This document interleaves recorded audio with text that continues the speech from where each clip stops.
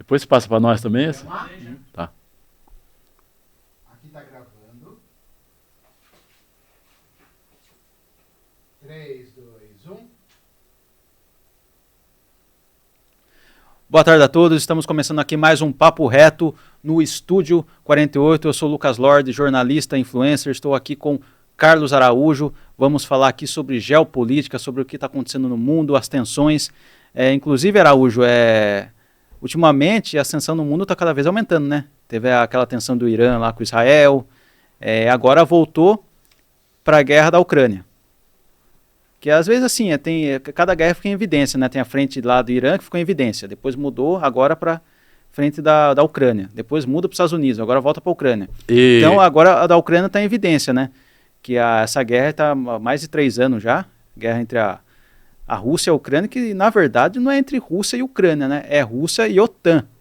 Que né, a turma fala assim, nossa, como que a Rússia me decepcionou, como que não ganhou da Ucrânia, como que não chegou em Kiev, porque a Rússia não está lutando só contra a Ucrânia, está lutando contra as forças da OTAN, contra as armas da OTAN. Porque se fosse só contra a Ucrânia, a Rússia já teria dominado Kiev há muito tempo, em 2 ou 1 semana. Então a Rússia está lutando contra mais de quantos países? A OTAN, mais de 32 países, né? São 32 países a OTAN, sim, mais os Estados Unidos. Essas são as forças que compõem, forças gigantescas, imperialistas, contra a qual a Rússia está lutando. Sim. E esses dias teve uma reunião entre o Trump e o Putin, aí, que está na TV, para tentar definir um desfecho para essa guerra, né? E eu pergunto para você, Araújo, essa guerra acabou, vai continuar? Qual que é o destino dessa guerra? Essa guerra, como toda guerra, ela é muito complexa, desde as origens, desde o período anterior às origens, a partir do início e no encaminhamento, e o fim dessa guerra também é complexo, ao ponto de as opiniões sobre o que ocorreu a partir desta reunião no dia 15 de agosto entre Putin e o Trump, ao ponto de o resultado dessa reunião também ser uma leitura que não é de mão única. Ela abre três leituras principais. A guerra acabou, dizem uns. A guerra continua, dizem outros. E não se sabe o que vai acontecer, dizem outros. Para quem diz que a guerra acabou, a leitura não está errada, mas ela precisa ser explicada com o seguinte ponto de vista. A guerra acabou no campo de batalha, no sentido de que a vitória russa é incontestável. A Ucrânia, no caso, de acordo com o que a gente definiu, a Ucrânia, mas representando o Império / OTAN, não tem condições de reverter esse resultado. As regiões tomadas, ocupadas pela Rússia estão solidificadas, ou seja, são posições com domínio total, solidificado, que correspondem a 20% do território da Ucrânia. Esse domínio territorial está ao leste da Ucrânia. Sim. E ele é composto pelas regiões, por 5 províncias. Na região do Donbás, pelo estado lá, equivalente a um estado de Donetsk e Lugansk. Também a província de Kherson, a província de Zaporígia e a Crimeia. A Crimeia foi ocupada em 2014. Em 2014, há 11 anos, portanto. E agora, nessa guerra iniciada em 2022, a Rússia avançou e ocupou estas 4 províncias. Então, são 5 províncias dominadas. E recuperar esse terreno dominado é muito improvável.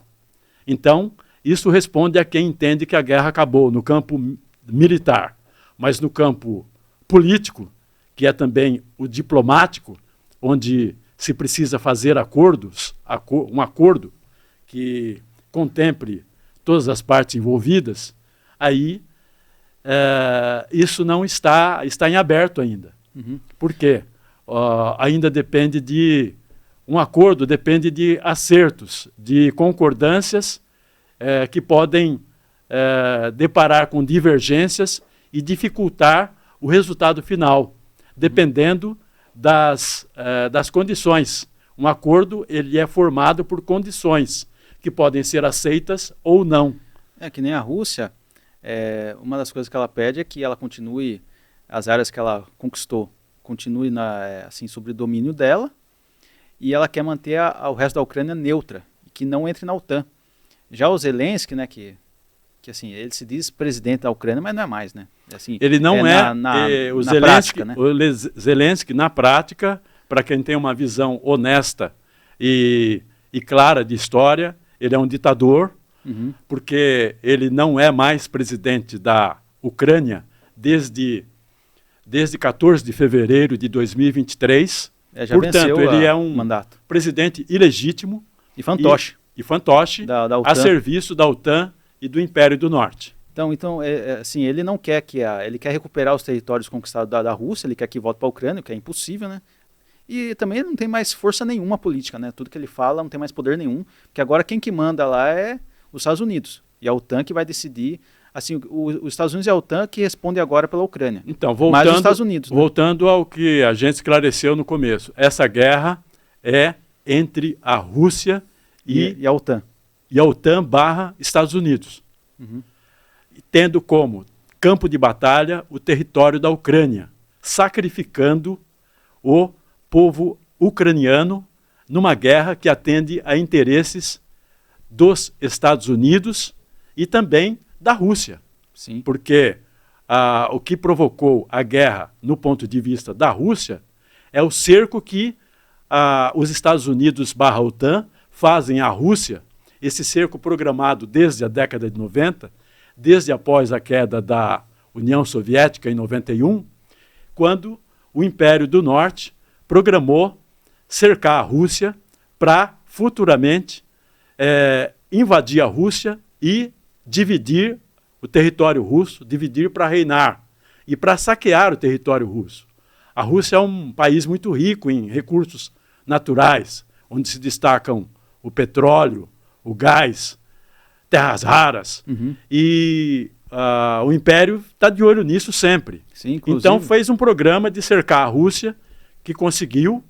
O último que conseguiu, os países ali no leste europeu, que fazem fronteira com a Rússia, se alinharam todos à OTAN, ou seja, ao Império.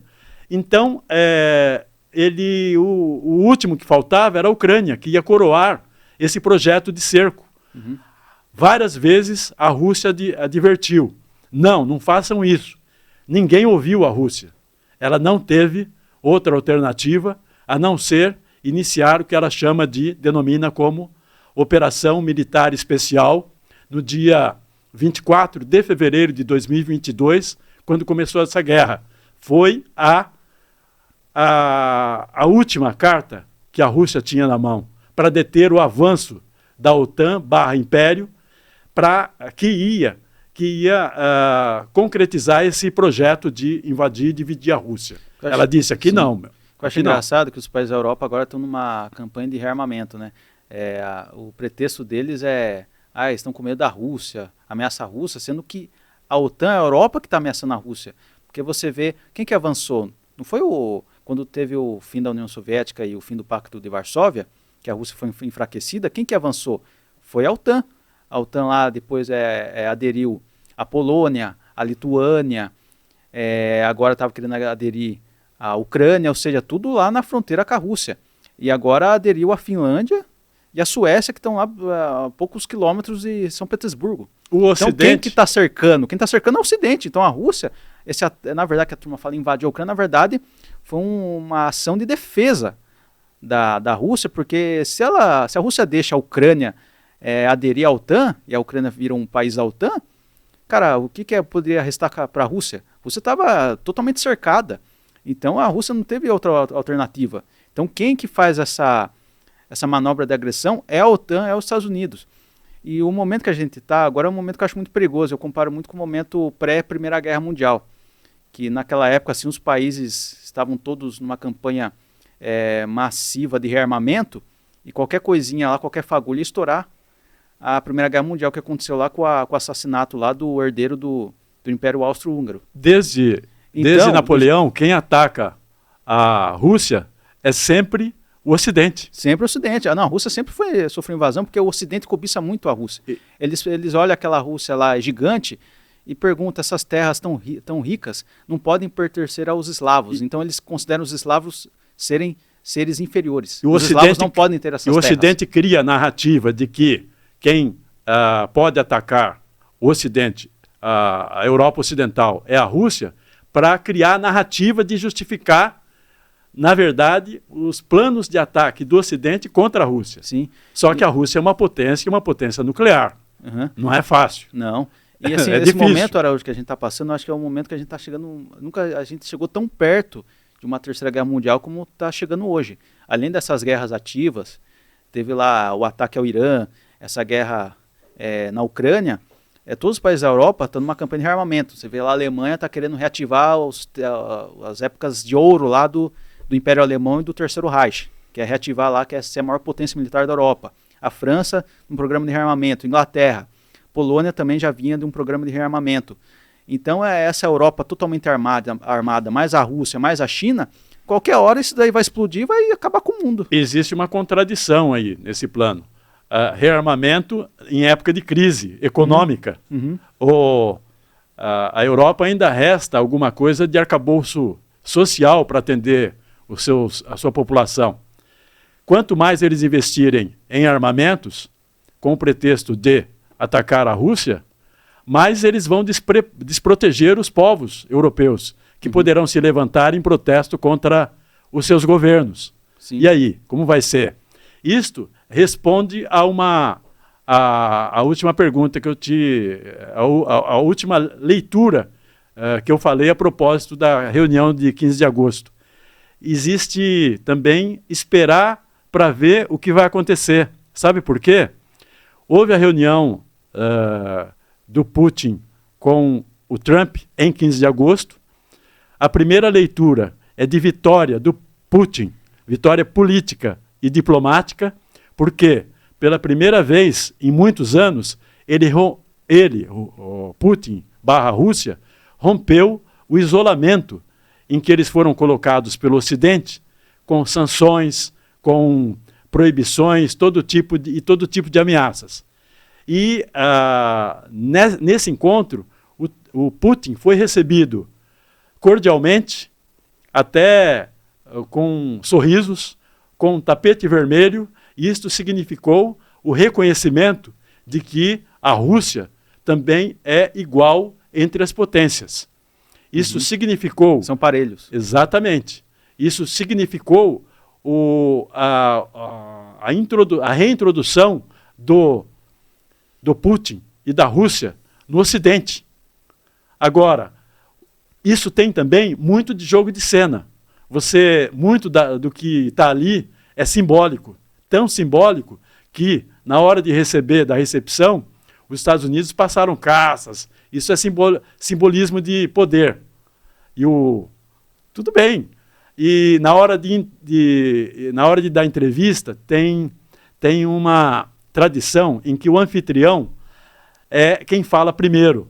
Quem falou primeiro foi o Putin. Isso é marcante. Sim. Entendeu? Então é um símbolo de poder. Símbolo de reconhecimento do poder. De reconhecimento de poder, exatamente. Agora, quem esperava que a guerra acabasse naquela reunião, não acabou, do ponto de vista político. Por quê? Porque precisa acertar com o Zelensky, o ditador ucraniano, e que se reuniu na segunda-feira com o Trump, nos Estados Unidos, e ele ele levou 7 líderes europeus com ele, como numa demonstração de força, de apoio, pelo menos foi o objetivo dele, Zelensky, demonstrar apoio. Só que os líderes europeus hoje são fracos. São, na verdade, são do ponto de vista dos Estados Unidos. Políticos são vassalos dos Estados Unidos. Isso eu não entendo, né? Eles fazem o que os Estados Unidos querem e o tarifaço foi uma prova disso. Ao contrário do Brasil, que mantém a sua independência e altivez frente a essa questão absurda do tarifaço. Acho engraçado essa posição dos países europeus, assim, de ser tão vassalo dos Estados Unidos, sendo que se eles se juntassem ali, eles poderiam fazer um bloco muito forte, sem precisar dos Estados Unidos. Até porque se pegar a Europa, tem muito mais história que os Estados Unidos. Pegar cada país lá. Então, se eles se juntassem, de alguma forma, se ajudassem, mas não, eles preferem ser vassalo, fazer tudo que os Estados Unidos quer. Então, eu acho isso muito louco. É que eles se rendem a uma nação como se considerassem que ela fosse amiga. E ela, Estados Unidos, não é amigo de ninguém e não é confiável. Uhum. Então, os Estados Unidos usam a Europa como colônia. A quantidade de bases militares norte-americanas ali na Europa mostra isso. A Europa é um país dominado pelo Império do Norte. Sim. Então o Império usa a Europa no que lhe interessa e não para favorecer a Europa. Tanto é que, nessa questão da tarifa, carros dos Estados Unidos vão para a Europa sem pagar tarifa. E carros da Europa que forem para os Estados Unidos vão ter que pagar tarifa. Olha que grande amizade, entre aspas. Aquele presente de grego. Então, tudo isso é um jogo de cena. Agora, o que vai acontecer, só o tempo dirá. Porque existe necessidade de, no acordo, serem definidas as condições. E as condições são determinadas, num contexto como esse, pelo campo de batalha. Uhum. E quem tem a vitória no campo de batalha é o Putin. Então, ele tem a moral, vamos dizer, a força para impor as suas condições. Uhum. Aí nós vamos ver o que acontece, porque depende da resposta dos outros. Mas o pior é quanto assim, essa turma fica fazendo reunião, fica enrolando, né? O povo que sofre, né? Milhares de pessoas vão morrendo. Infelizmente. Infelizmente, é para você ver como uma pessoa só é capaz de levar um povo inteiro, uma nação inteira para a ruína. Estou dando o exemplo do Zelensky. Por que não podia ficar lá quieto no lugar dele, continuar sendo amigo da Rússia? Que aceitou ser fantoche aceitou ser fantoche, aceitou provocar a Rússia. Ocidente. É o que ele fez, acabou com o país. Hoje a Ucrânia, pode-se dizer que não é mais uma nação soberana, não é mais um país hoje. É um terreno lá. E dentro daquele programa que eu falei no começo, de cerco da Rússia, contra a Rússia, fazer um fantoche na Ucrânia está dentro desse projeto. Uhum. Os Estados Unidos e a Europa promoveram a queda de um governo em 2014 que era aliado da Rússia. Promoveram a queda e colocaram lá um governo que era fantoche do Ocidente. Deu em Zelensky. Então, esse Zelensky faz todas as vontades que o Ocidente quer, sacrificando o seu povo, o povo ucraniano. Sim. Que dá, é de lamentar. É de lamentar. Os números da guerra são sigilosos, são mantidos em segredo pelos dois lados, tanto pela Ucrânia como pela Rússia, mas o que se comenta entre os especialistas que acompanham essa luta é que mais de 1 milhão de pessoas pereceram nessa guerra. Só numa única guerra, a Batalha de Bakhmut, uma das batalhas marcantes dessa guerra, foram perdidos ali, era o número que se contava após o fim dessa batalha, 120 mil ucranianos. E nessa época, as vítimas eram 5 por 1.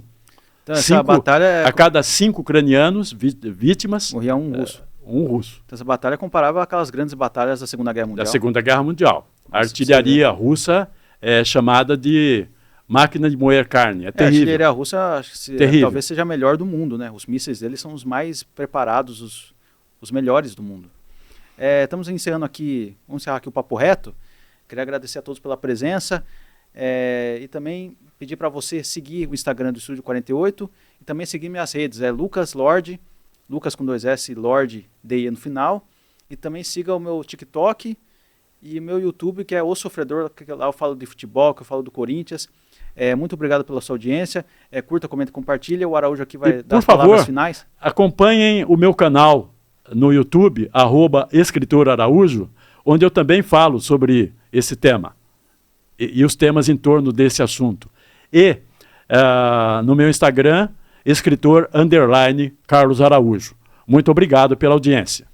E também aqui falar de novo, nesta quinta-feira, às 9 horas, na Casa 58 Cucas e Araras, vai ter o lançamento duplo do livro do Araújo, Um Brinde ao Nada, e do amigo dele, Val Rocha, Noia Biluz e a curadora dos Cabelos Vermelhos. Então, vão lá. Lá é bar, né, ambiente, vai ter muita bebida, vai ter muita festa, a partir das 19 horas, não tem hora para acabar. Então, quem ainda não adquiriu o livro, no lançamento dos 2 livros, que esse é o segundo lançamento, o lançamento duplo é o segundo. Quem não adquiriu no primeiro lançamento dos livros, agora pode ir lá adquirir. Então, contamos com a presença de todos. Muito obrigado, pessoal, pela presença e até o próximo programa Papo Reto. Obrigado. Obrigado. E fechamos.